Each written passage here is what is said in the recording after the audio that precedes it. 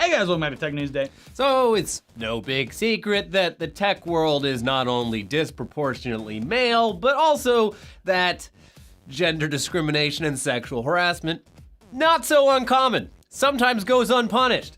We've covered this a lot. We just look at Uber, where the amount of allegations about rampant gender discrimination was so great that it triggered a massive internal investigation and was a huge contributor to founder and CEO Travis Kalanick being ousted from his position. Even worse was Upload VR, a startup that we talked about a while back who allegedly had a kink room where employees were encouraged to have sex, as well as parties where strippers and prostitutes were present, and where openly talking about wanting to fuck female coworkers was the norm. We're a fun company. Basically, the tech world's a giant boys club, though they don't have a monopoly on it. Law, medicine, government, finance, film production, they've all got the same problems.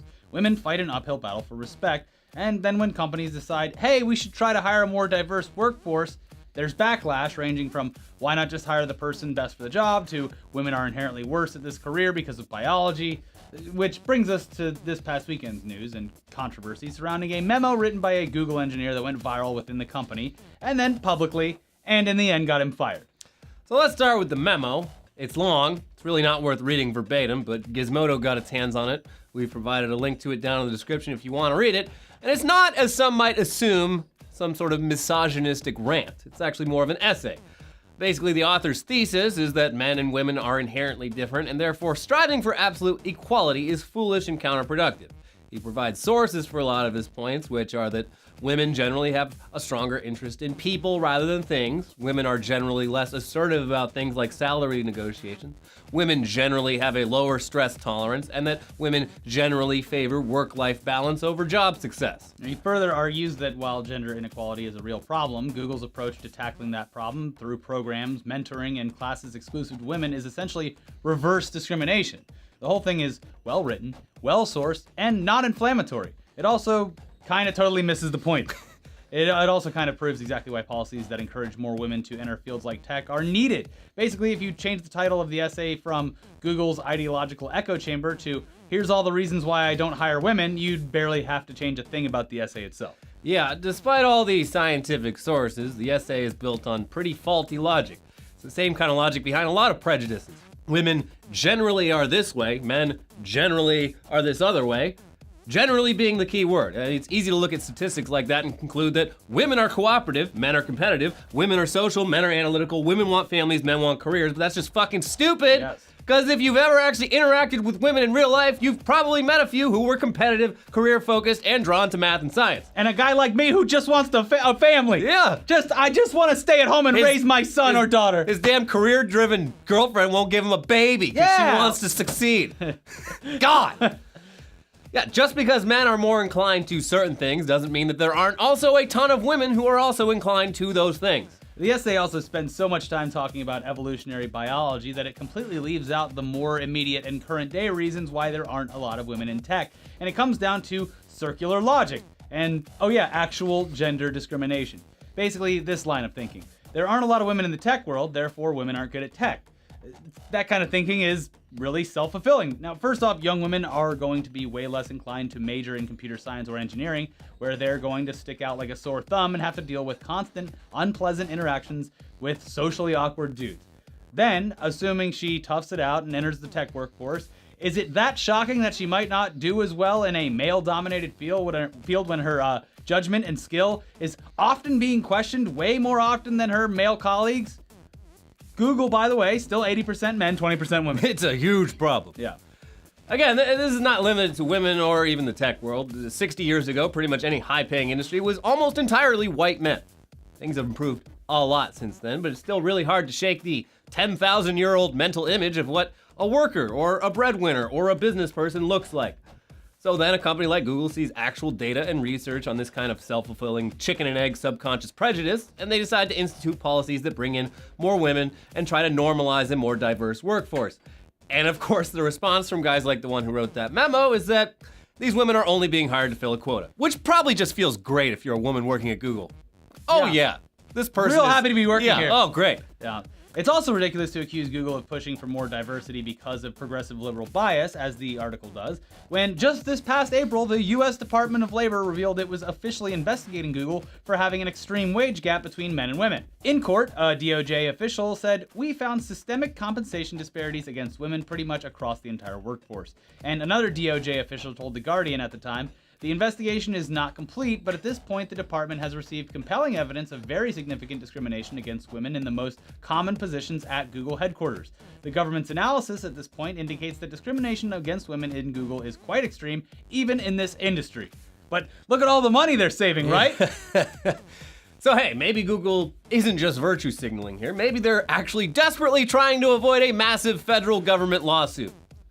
Also, maybe your fears about being discriminated against as a man are small potatoes compared to the actual everyday discrimination faced by women. And look, we'll agree with you sort of on a couple points.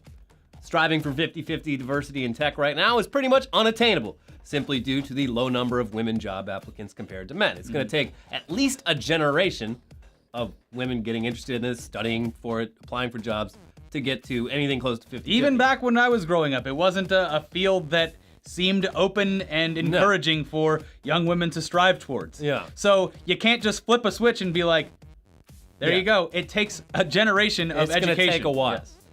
Also, I agree with you, sir. If a company like Google is going to have special programs to tackle issues faced by women and minorities, they should also absolutely push for programs that tackle issues that typically plague white males, like substance abuse and suicide. Much like gender harassment and casual racism, those are issues that have always plagued high-stress occupations and often go unaddressed. They should do something about that too. Yeah. Anyways, given the scrutiny that Google and Silicon Valley are under for how they deal with gender disparity, it comes as literally no surprise that the engineer who wrote that essay no longer works for Google.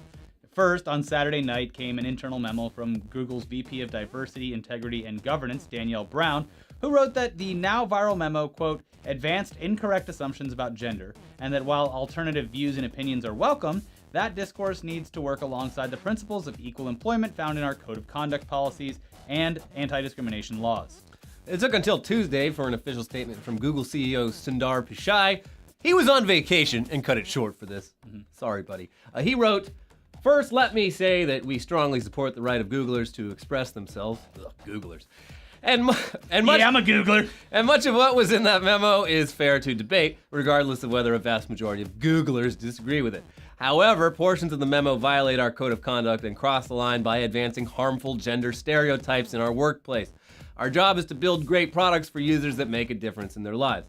To suggest a group of our colleagues have traits that make them less biologically suited to that work is offensive and not okay. It is contrary to our basic values and our code of conduct, which expects each Googler to do their utmost to create a workplace culture that is free of harassment, intimidation, bias, and unlawful discrimination. Moving on, still the memo author, he's out, and of course there are very specific frog meme-loving segments of the population who are upset about this and how it's all turned out, vowing to hashtag boycott Google by switching to Bing and VidMe and Outlook to really stick it to them. Specifically the Outlook one. Good fucking luck. Nothing has just ruined productivity in my life in a business sense more than one program. And Outlook. that program is Outlook. It's garbage. It's the worst. It's fucking terrible, and fuck you for making us use it. Yeah, but best of luck to you. Yeah. Yeah, also Julian Assange has offered the fired engineer a job at WikiLeaks, so it sounds like he'll be fine. You can say whatever you want here at WikiLeaks. But since by now we're sure that you've shared your very humble and thoughtful opinion on this whole saga as someone who is most likely not even entered the workforce yet, let's move on to some other tech news, like the shocking revelation that self-driving cars are a hoax and are actually just normal cars with the driver hiding inside of the driver's seat or just steering it from down below. No, they hide in the driver's seat. And that's the takeaway at least. Speaking of rampant speculation. So, this all went down in Arlington, Virginia last week. There was a Ford van spotted driving all over town with no driver or passengers. Which is weird because generally when you see a self-driving car out for testing, there's a driver behind the wheel ready to take over at a moment's notice because it's the law. Hey, you know how they'd get away with this without being noticed? Just test all the self-driving cars over in the UK. Oh yeah, that's true. Nothing to see here, just a man driving his car. He's probably holding the steering wheel right under here. Yeah. Anyway, this van was driving around with no one in it, and a local news reporter named Adam Tuss, he managed to follow that van, seeing a hot scoop. He followed it until it stopped at a light. He got outside of his car, he looked inside the window, and he saw something strange. The legs and arms of a human being jutting out from the driver's seat like some sort of human automobile hybrid abomination. And before Adam Tuss could get any answers, that car drove off. It was that YouTube comedian, the one that pranks the drive-thru people. Oh, I remember that prank. Fire in the hole! Yeah, dude, no, not that prank. That's a bad prank. So what the hell was going on here? Was it that YouTube magician, or was it Joey Salads doing some social experiments? No, first of all, Joey Salads, he would want his face clearly visible in anything that he does. True.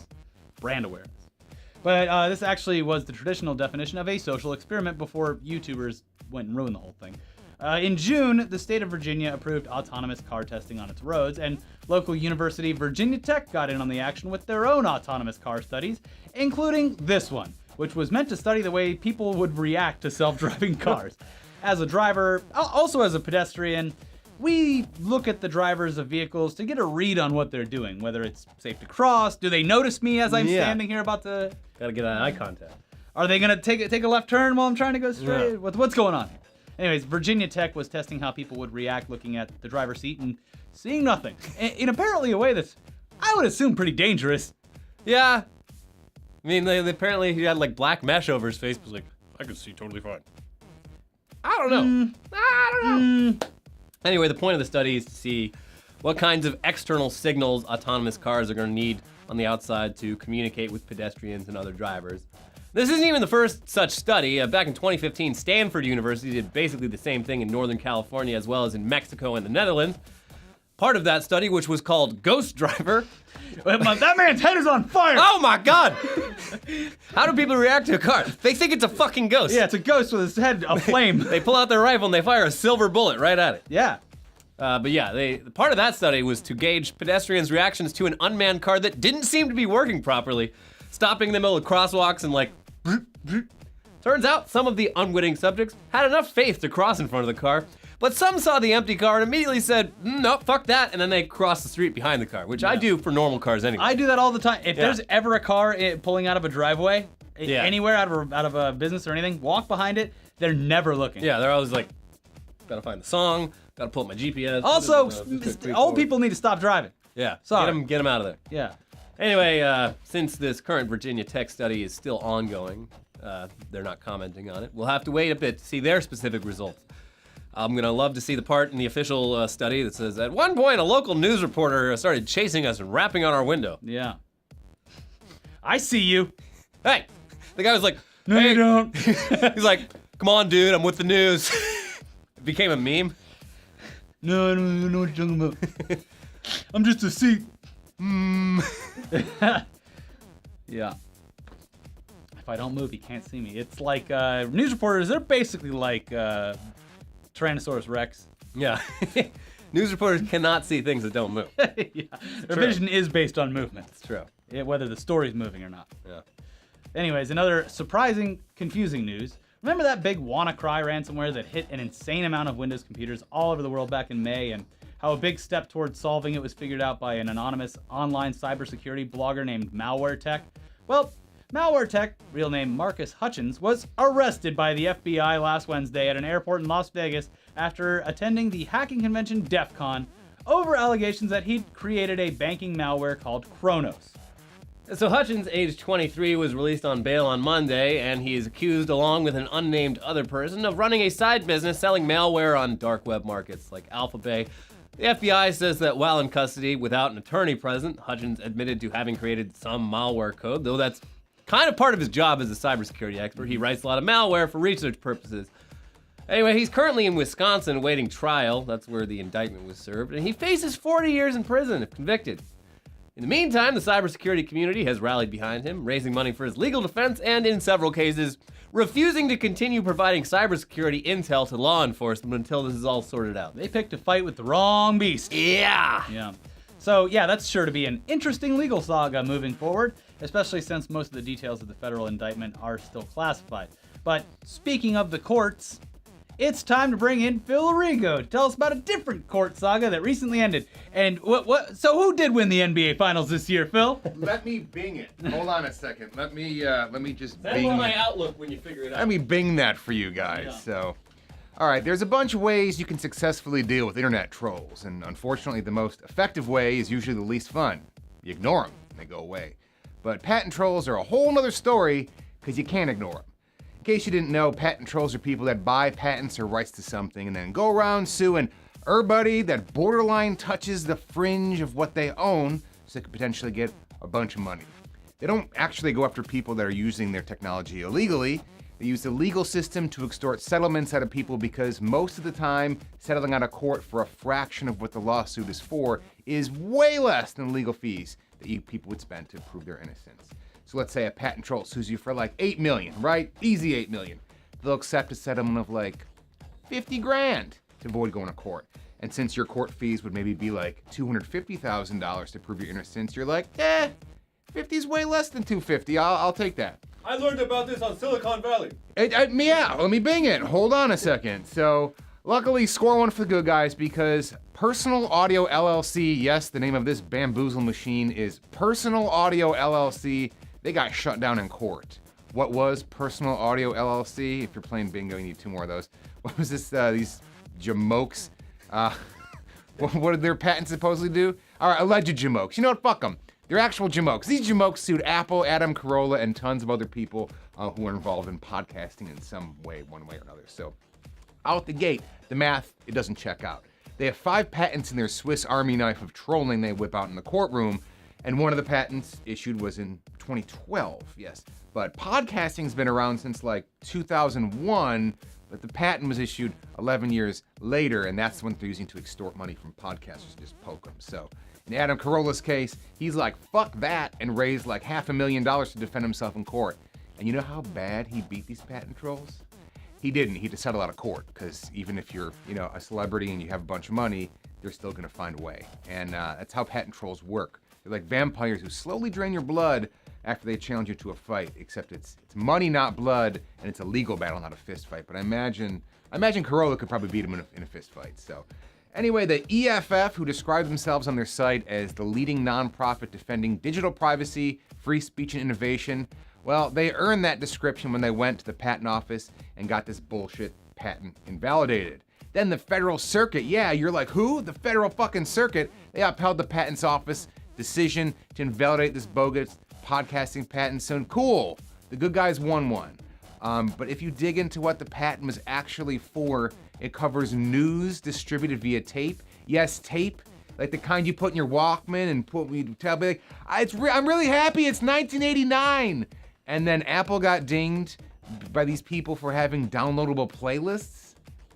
It's like, whatever, I don't understand laws. I don't know how this works. So fuck patent trolls. It sucks when they skim any money from anybody, big, small, or individuals. They're the equivalent of that kid that punches you while the teacher isn't looking and then claims you started the fight when that teacher walks over, and then they extort you for 50 grand. So, one patent troll defeated, and just like the internet, there's only unlimited more to kill. Rat fact. And that's a rat fact. I made you wait. I'm gonna patent that. You should. So, hold on, let me just bing it. Hey, give me $50,000. I'm binging it. Hold on a second. Give me your $50,000 lunch You money. fucks better buy these berries. It's a good thing they didn't sue us for our podcast. Yeah. Although there Fly under the would radar. have been nothing. Sir, I have $30 in my wallet, Yep. and half of it's Cuban. Yeah. But another tech news this week, that big HBO hack of 1.5 terabytes of data continues to plague the cable TV network. Last week, the hackers released unaired episodes and scripts of HBO shows, and this week, the hackers ramped up the pressure by releasing internal technical documents with a bunch of administrative passwords, a month's worth of emails from one of HBO's VPs, and a document that includes a list of phone numbers, home addresses, and email addresses for all of the actors in the current season of Game of Thrones, like Peter Dinklage, Lena Headey, and Emilia Clarke. So that's fun. It's unclear how much more data is going to be leaked or whether this will reach 2014 Sony Pictures hack proportions. It was a fun story to cover, I'll say that much. Gave us a month worth of news in It a was a lot of dead month. content. Yeah. But adding insult to injury, in the midst of this massive breach, this past Sunday's episode of Game of Thrones was leaked onto the internet early, and it didn't even come from HBO's servers, but rather the servers for Star India, who distributes Game of Thrones in India. It's not clear if the same hackers were behind this leak, but apparently the episode was found via a direct link to an MP4 of the episode on Star India's own website. Whoops. Because even if your own cybersecurity practices are top of the line, when you send a file to a third-party business partner, you have no control over just how easy it is to breach their system. But, yeah, moving on to clever inventions that will surely be pulled off the market as soon as regulators catch up with it. Meet the auto glove. Are you tired of America's pesky communist gun laws preventing you from getting to enjoy the rock-hard erection that comes from firing a fully automatic firearm? Yeah. Of course you are. And while modifying a semi-auto firearm to full auto is difficult and also highly illegal, now you can achieve that sense of absolute power thanks to a glove that pulls the trigger for you. Really, really fast. Up to 1,000 rounds a minute. And I can't wait till they patch it into PUBG. I'm gonna use it on a girl. Whoa! I binged it. I'm making it right now. Oh yeah. You're gonna bing it a lot more in the future. Anyway, the government defines a machine gun as any gun that fires more than one shot by a single pull of the trigger. But that 1934 law didn't take into account just attaching something to your hand or to the gun that does the trigger pulling for you. So it's no surprise that products like this have popped up over the years, the most popular of which are bump fire stocks, which use the gun's own recoil to push the trigger back towards the shooter's finger after the initial shot. They're apparently terrible for accuracy, but totally legal and fucking awesome. So that's comforting. The guy was probably just trying to invent a way to hit his own prostate 1,000 times a minute, and he's like, wait, You should have seen it. I came buckets. bring that gun over here. That's fun. Also comforting is this. Your near weekly reminder that the robot apocalypse not quite here yet, and we don't know what genders they'll be. Now, this one here, that's Atlas from Boston Dynamics, who, while walking around on stage at a convention, took a bit of a tumble off the back of the stage. For whatever reason, this happened over a month ago and only started getting picked up on tech blogs this week, which is odd because the internet loves a robot falling flat on its face. Anyways, don't take too much comfort in this. Atlas was apparently being operated by a human when he fell, and it did just fine at his other test while he was in control. Hopefully, the robot doesn't hold a grudge, be it male or female. Yeah, the fall was very reminiscent of classic Kelsey Grammer fall. Remember that one? No. Oh, you haven't seen Kelsey Grammer fall off the stage? It's like, he falls, he's like, oh! It's like Frasier. Like Yeah. total, because he's Frasier. Oh my! Oh! Yeah. I think I'm okay. I can't wait to see the think pieces that male robots write about females.